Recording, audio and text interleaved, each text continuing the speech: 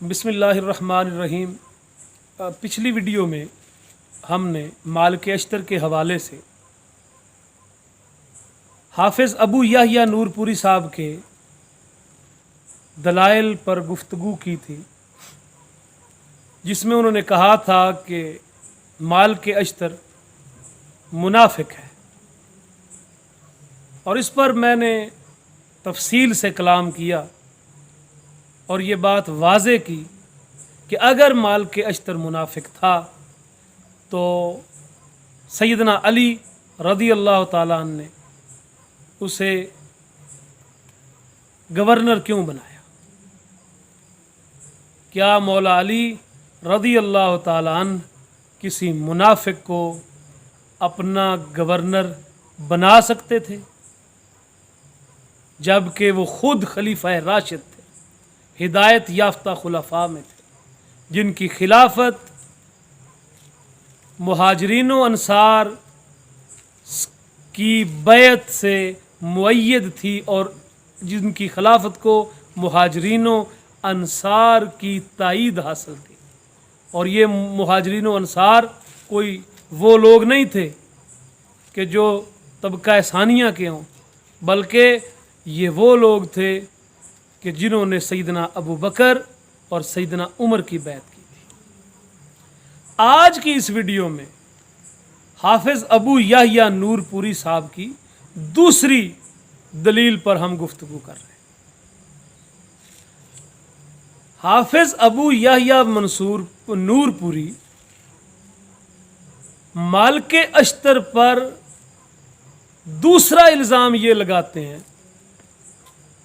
اور ایک روایت کی روح سے لگاتے ہیں جو بظاہر تو بڑا وزنی محسوس ہوتا ہے، لیکن جب حقیقت اس کی دیکھی جائے تو پتہ چلتا ہے کہ یہ دلیل نہیں ہے، یہ مغالطہ ہے، جو خود فریبی ہے یا لوگوں کو فریب دینے کے لیے یہ مغالطہ اور یہ غلط آفرینی لوگوں پر مسلط کی گئی ہے۔ مصنف ابن ابی شیبہ کی ایک روایت کو پڑھ کے کہتے ہیں کہ جس وقت سیدنا عثمان ابن عفان رضی اللہ تعالیٰ عنہ آپ شہید ہوئے تو سیدنا علی رضی اللہ تعالیٰ نے فرمایا کہ اللہ حضرت عثمان کے قاتلوں پر لعنت کرے۔ تو کہتے ہیں مقدمہ یہاں سے بناتے ہیں، کہتے ہیں کہ چونکہ حضرت علی نے قاتلین عثمان پر لعنت کی، اتنی بات یہاں سے مل گئی، تو ایک بات ساتھ خود ملا لی کہ مالک اشتر بھی چونکہ قاتلین عثمان میں تھے،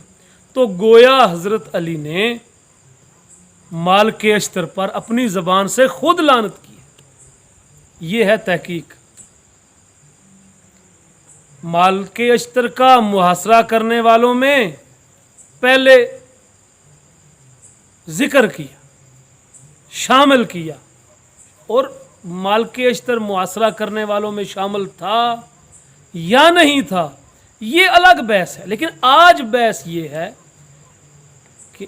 یہ لوگوں کو یہ باور کرانا چاہتے ہیں کہ آپ کہتے ہیں کہ مالک اشتر تو علی کے دست راز تھے،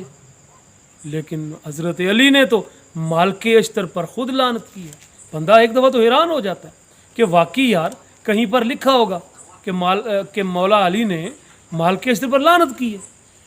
لیکن جب دلیل پوچھی گئی، بات بالکل جو ہے نا، دعویٰ جو ہے وہ خصوصی ہے، خاص ہے، لیکن دلیل لا رہے ہیں ایک عمومی سی، اور دعوے میں تو پھر کوئی وزن ہی باقی نہیں رہ جاتا۔ کہتے ہیں جی چونکہ حضرت علی نے کہا تھا نا کہ اللہم العن قتلۃ عثمان، کہ اللہ قاتلین عثمان پر لعنت کر، تو چونکہ مالک اشتر بھی تو آیا ہوا تھا نا بغاوت میں، بغاوت کا سرگنا تھا، تو بس وہ بھی قاتلین عثمان میں شامل ہوا، تو گویا حضرت علی نے مالک اشتر پر لعنت کر دی۔ استغفر اللہ۔ نور پوری صاحب شاید آپ کو یہ نہیں پتا کہ محاصرہ کرنے والے، اختلاف کرنے والے، احتجاج کرنے والے اپنی جگہ پر چاہے وہ کتنی ہی غلطی پر کیوں نہ ہو، بہرحال ان کو قاتلین عثمان کا لقب اور ٹائٹل نہیں دیا جا سکتا۔ قاتلین عثمان وہ بد نصیب ہیں، جیسا کہ وہ ارکوس بن زہیر وغیرہ، جن کے ہاتھ خون عثمان سے، جن کے ہاتھ خلیفہ ثالث رضی اللہ تعالیٰ عنہ کے خون سے رنگین تھے، اور یقیناً وہ لوگ لعنتی کے مستحق تھے، جس طرح قاتلین سیدنا امام حسین لعنت کے مستحق تھے، اسی طرح قاتلین سیدنا عثمان یہ بھی یقیناً لعنت کے مستحق تھے۔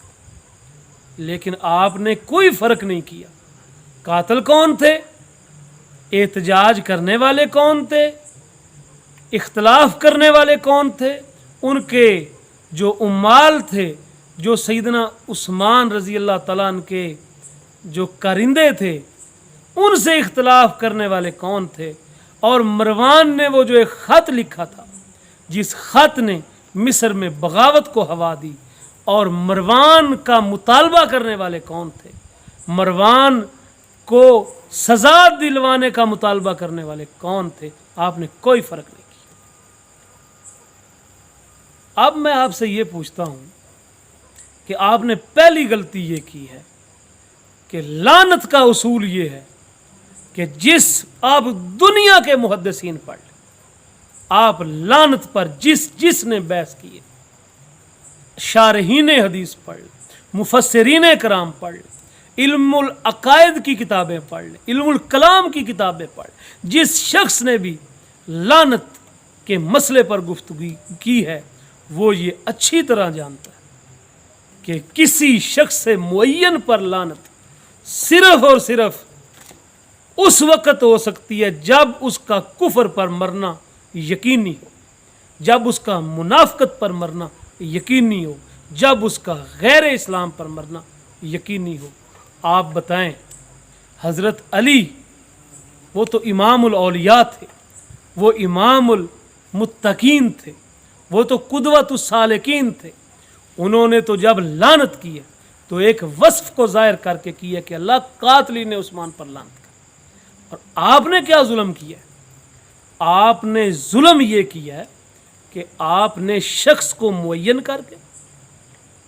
جس شخص کا کفر پر مرنا یقینی بھی نہیں، یقینی تو بڑے دور کی بات ہے، اس کے کفر کی روایت کوئی نہیں، تو آپ نے اس شخص پر لعنت کر دی، آپ نے اس شخص کو ملعون قرار دے دی۔ علی کہہ رہے ہیں قاتلین عثمان پر لعنت، آپ کے پاس کوئی دلیل نہیں جس کی وجہ سے آپ مالک اشتر کو قاتلین عثمان میں شامل کریں۔ باقی جو روایات آپ مصنف ابن ابی شیبہ سے پیش کر رہے ہیں، ان کی اسناد کا حال دیکھیں، اور ان میں ایسے مجہول جملے جن میں ایک لفظ بھی جو ہے وہ مالک اشتر کے بارے میں قتل عثمان میں شامل ہونے کا نہیں ہے۔ تو آپ نے اتنا بڑا ظلم کیا ہے کہ آپ نے شخص سے معین پر لعنت کی ہے جس شخص کا کفر پر مرنا یقینی نہیں ہے۔ فضائل صحابہ میں امام احمد ابن حنبل بھی روایت کرتے ہیں، اور بڑی واضح طور پر لکھا ہے کہ مولا علی رضی اللہ تعالیٰ عنہ کو جب یہ بات پہنچی کہ حضرت عائشہ ام المومنین قاتلین عثمان پر لعنت کر رہی، تو سیدنا علی رضی اللہ تعالیٰ نے اسی وقت دعا کی اور فرمایا یا اللہ میرا قاتلین عثمان کے ساتھ کوئی تعلق نہیں۔ میں آپ سے یہ پوچھتا ہوں کہ آپ یہ بتائیں کہ جب مولا علی کا قاتلین عثمان کے ساتھ کوئی تعلق نہیں تھا، جب مصنف ابن ابی شیبہ کی روایت کے مطابق حضرت مولا علی نے قاتلین عثمان پر لعنت کی، تو بتائیں نا کہ کیوں آپ نے لعنتی شخص کو گورنر مقرر کیا؟ اگر مالک ابن اشتر لعنتی تھا، ملعون تھا، وہ لوز کریکٹرڈ تھا، تو کیوں مولا علی نے اس کو گورنر مقرر کیا؟ مولا علی نے اس پر کیوں اعتماد کیا؟ مولا علی رضی اللہ تعالی عنہ نے کیوں جنگوں میں اس کو اپنے ساتھ رکھا؟ کیا وہ منافقین سے مدد لیتے تھے؟ قاتلین عثمان سے مدد لیتے تھے؟ جب وہ خود عثمان کے قاتل نہیں تھے تو اتنے بڑے قاتل عثمان کو، کیونکہ آپ کہتے ہیں نا کہ اللہ بعلا عثمان، کہ اس نے حضرت عثمان پر لوگوں کو جمع کیا، یعنی جو کوفے اور بصرے تھے جو بغاوتیں اٹھیں ان سب کا سرگنا تھا وہ. تو بتائیں سرگنے کو عام آدمی کو بھی نہیں حضرت علی نے کیوں استعمال؟ یہ آپ کس شخص کے بارے میں، یہ اصل میں آپ کس کی سیرت کو داغدار کرنا چاہتے ہیں؟ یہ نام تو آپ لیتے ہیں مالک اشتر کا، یہ در پردہ یہ آپ کس شخصیت پر اور کس شخصیت کے انتخاب پر حملے کر رہے ہیں؟ یہ مولا علی کے انتخاب پر آپ حملے کر رہے ہیں. اور مولا علی کی تو شخصیت مبارکہ کا عالم یہ ہے. حدیث پاک ہے 11,307. نبی علیہ السلام نے ارشاد فرمایا، ابو سعید خدری اس کے راوی ہیں، کہ نبی علیہ السلام نے ارشاد فرمایا کہ رسول پاک علیہ السلام کہیں پر تشریف لے جا رہے تھے، آپ کا جوتا مبارک جو تھا، پاپوش مبارک، نالین پاک، وہ ٹوٹ گیا. تو نبی علیہ السلام حضرت علی جو تھے وہ آپ کا جوتا مبارک جو تھا وہ اس کی مرمت کرنے لگ گئے، گانٹھنے لگ گئے. تو نبی علیہ السلام نے ارشاد فرمایا ان منکم من یقاتل علی تأویل ھذا القرآن کما قاتلت علی تنزیلہ. یہ مسند احمد میں 11,307، مستدرک حاکم میں بھی ہے، اور علامہ ذہبی نے بھی حاکم کی تلخیص میں اس حدیث پاک کو صحیح قرار دیا. نبی علیہ السلام نے ارشاد فرمایا میرے صحابہ، تم میں سے ایک ایسا شخص ہے جو اس قرآن کی تعویل پر بڑا پیارا لفظ تعویل تنزیل، تم میں ایک ایسا شخص ہے جو اس قرآن کی تعویل پر اسی طرح جنگ کرے گا جس طرح اس کی تنزیل پر میں نے جنگ کی. مطلب بڑا سادہ سا فرمایا کہ جس طرح جب یہ قرآن نازل ہوا تھا تو میرا واسطہ تھا کفار کے ساتھ. تو جب کفار قرآن پر حملے کرتے تھے تو میں قرآن کے دفاع میں، قرآن کے نازل ہونے میں، وہ قرآن کا سرے سے انکار کرتے تھے، تنزیل کا انکار کرتے تھے، تو میں نے، رسول پاک فرماتے ہیں، میں نے قرآن کی تنزیل پر کافروں سے جنگ کی. اور تم میں ایک ایسا شخص ہے جو قرآن کی تعویل پر، قرآن کی تفسیر پر، قرآن کی تحقیق پر، قرآن کے معانے پر، قرآن کی مفاہیم پر اور قرآن کی تفسیر پر لوگوں سے جنگ کرے. یعنی جب قرآن کے الفاظ کے معنی لوگوں کو نہیں سمجھ آ رہے ہوں گے وہ واضح کرے گا. اور یہی وجہ ہے کہ علامہ ابن حجر اسقلانی رحمہ اللہ نے فتح الباری میں فرمایا کہ وَذَهَبَ الْجَمْهُورُ عَلَىٰ إِنَّ عَلِيًّا كَانَ مُصِيبًا فِي حُرُوبِهِ، کہ حضرت علی رضی اللہ تعالیٰ عنہ اپنی ساری جنگوں میں حق پر تھے. کیوں؟ رسول پاک آپ پر مہر لگا کر گئے تھے، آپ کو سند دے کر گئے تھے کہ جب بھی قرآن کی تعویل میں جھگڑا ہوگا، جب بھی ایک آیت کے معانی اور مفاہیم میں اختلاف ہوگا تو علی کا موقف جو ہوگا وہ بالکل درست. تو بتائیں کہ جس علی کی یہ شان ہے تو کیا اس علی سے یہ تصور کیا جا سکتا ہے کہ وہ قاتل حسین کو، وہ قاتل عثمان کو اپنا دست راست منتخب کر لیں گے، اور وہ جمل میں بھی ان کے ساتھ ہوگا، وہ صفین میں بھی ان کے ساتھ ہوگا، وہ ہر جنگ میں ان کا ساتھی ہوگا، اور ہراول دستے میں ہوگا، اور آپ جہاں بھی گھمسان کا رن ہوگا وہاں پر مالک اشتر کو بھیجیں گے، قاتل عثمان کو بھیجیں گے، اس لانتی کو بھیجیں گے جس پر وہ خود لانت کر رہے. استغفر اللہ، کیسی آپ کی الٹی منطق کہ حضرت علی جو تھے جی وہ تو مالک اشتر پر لانت کرتے تھے، اور دلیل کیا ہے جی حضرت علی نے کہا تھا قاتلین عثمان پر لانت، تو جی چونکہ وہ بھی آیا ہوا تھا مالک اشتر بھی، اور وہ آنے کو آپ نے قتل میں شمولیت اختیار کیا. حالانکہ تمام اہل علم یہ بات لکھ چکے ہیں کہ زیادہ سے زیادہ یہ بات ثابت ہوتی ہے کہ مالک اشتر محاصرہ کرنے والوں میں تھا، زیادہ سے زیادہ اگر ہم ان باتوں کو تسلیم کر لیں. لیکن آپ نے محاصرہ سے ایک قدم آگے بڑھا کر قتل میں شمولیت قرار دے دی. استغفر اللہ، لا حول ولا قوت الا باللہ. اور ہم اس طرح کی تحقیقات سے اللہ کی پناہ مانگتے ہیں. یہ تحقیق نہیں ہے، یہ تحریف ہے. اور اس طرح کسی شخصیت کو داغدار نہیں کرنا چاہیے۔ اگر آپ کہتے ہیں کہ جی حضرت مالک اشتر جو تھا اس کے بارے میں فلاں صحابیہ نے، فلاں ام المومنین نے یہ فرمایا، فلاں نے یہ فرمایا، بھائی آپ کو ام المومنین کا تو مالک اشتر کے بارے میں یہ فرمانا مل جاتا ہے، لیکن آپ کو یہ نہیں ملا کہ نبی علیہ السلام نے فرمایا تھا کہ علی سے محبت مومن کرے گا اور علی کا بغض منافق رکھے گا۔ تو آپ کو حضرت ام المومنین عائشہ صدیقہ کے وہ سخت جملے جو انہوں نے مالک اشتر کے بارے میں کہے، آپ کو حضرت صفیہ کے وہ جملے جو انہوں نے مالک اشتر کے بارے میں کہے وہ تو مل گئے، لیکن آپ کو حضرت سیدنا مولا علی کا مالک اشتر کو اپنے گروہ میں شامل کرنا، ان پر اعتماد کرنا اور بہت بڑا عہدہ اور سرداری دینا، یہ آپ کو بالکل بھی نظر نہیں آیا، یہ بالکل بھی آپ کو نظر نہیں، اور آنا بھی نہیں چاہیے۔ اب میں آپ کے سامنے وہ روایت پیش کرتا ہوں جو علامہ ابن حجر اسقلانی نے فتح الباری میں صحیح سند کے ساتھ امام طبری کے حوالے سے نقل کی۔ وہ فرماتے ہیں کہ علقمہ نے پوچھا، علقمہ تابعی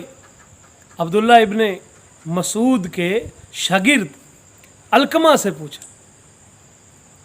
اب علقمہ پوچھتے ہیں مالک اشتر سے کہ اے مالک اشتر، تم تو قتل عثمان سے نفرت کرتے تھے، دیکھیے الفاظ کہ تم تو قتل عثمان سے نفرت کرتے تھے، پھر تمہیں کیا چیز تھی جو بصرہ لے گئی؟ یہ فتح الباری میں علامہ ابن حجر اسقلانی نے علامہ طبری سے روایت کی۔ کہتے ہیں کہ اے مالک اشتر، تم تو قتل عثمان سے نفرت کرتے تھے، تمہیں کون سی چیز تھی جو بصرہ جنگ کے لیے لے گئی؟ تو کہتے ہیں کہ اصل میں مجھے بصرہ یہ چیز لے گئی کہ سیدنا طلحہ، سیدنا زبیر، انہوں نے پہلے سیدنا علی کی بیعت کی تھی، بعد میں انہوں نے بیعت توڑ دی تھی، یہ چیز جو تھی اس نے مجھے پھر جنگ جمل پر آمادہ کیا۔ تو اس روایت سے ثابت ہوتا ہے کہ مالک اشتر قتل عثمان سے نفرت کرتے تھے، وہ قتل عثمان کو پسند نہیں کرتے تھے، اور یہی حقیقت بھی ہے۔